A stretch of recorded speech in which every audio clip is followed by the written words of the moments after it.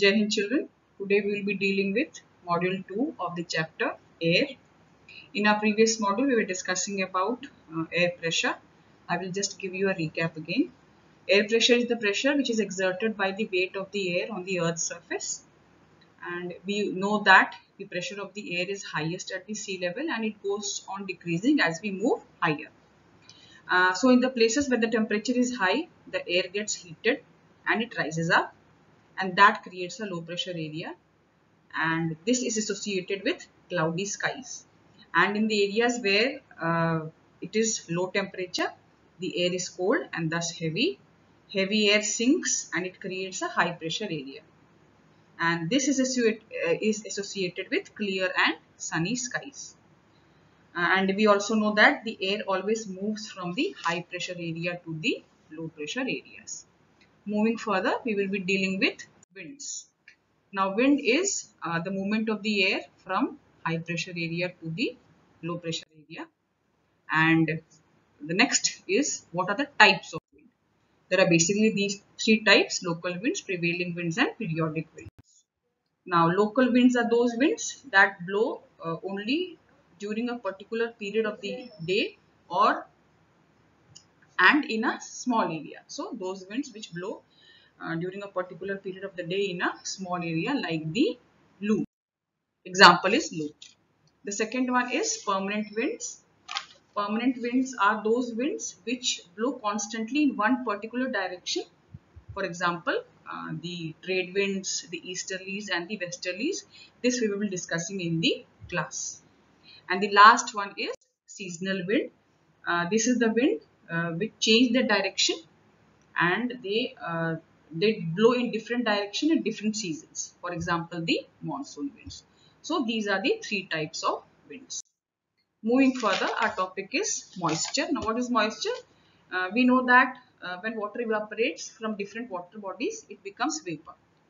Now, moisture in the air at any time is known as humidity. And when the air is full of water vapor, we say that it is hot and humid.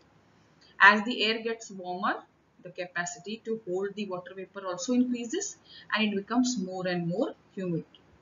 And we also know that on a hot and humid day, our clothes take longer time to dry and we also sweat a lot. When the water vapor rises, it starts cooling and condenses to form droplets of water. And when the clouds, we all know that the clouds are masses of such big water droplets. And when these droplets, they come down, they fall as rainfall or precipitation. Now, we also have different types of rainfall which we will be dealing in this module. Now, the first rainfall is convectional. Now, what is a convectional rainfall? A convectional rainfall, it occurs on a hot day. As the sun heats the earth's surface, it causes the air to rise. And when the air gets cool, it condenses to form cumulus clouds. The name of the cloud is cumulus. And when it gets saturated, when these clouds get saturated, they fall back as rain. So this is known as convectional rainfall. Hot air rising, cooling and then coming down. The next rainfall is, these are the features of convectional rainfall. The next rainfall is orographic rainfall. Now the word orography is derived from the Greek word oros, which means a mountain. So here we need to understand that a mountain has two sides. One is windward side and one is leeward side.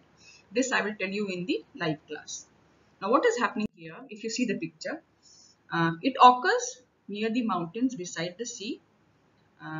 Let us understand how this happens. Winds full of moisture, they blow in from the sea, and when they meet a high mountain, it is forced to rise upward. The winds are forced to rise upwards.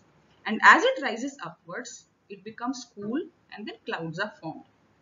Now, after the clouds become saturated with the water droplets or with the water vapor, it begins to precipitate.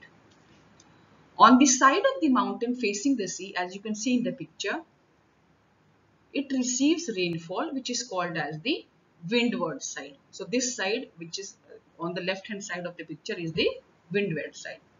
Now the clouds precipitate more on the windward side of the mountain, and by the time they go on the other side of the mountain, which is called as the leeward side, on the right hand side you can see that is called as the leeward side, the cloud has almost lost all the moisture and so it rains less.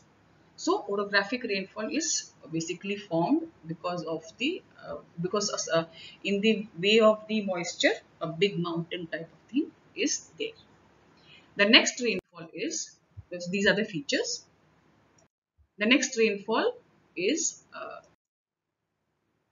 cyclonic or frontal rainfall.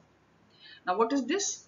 This occurs when a tropical warm air mass, it comes in contact with a cold polar air.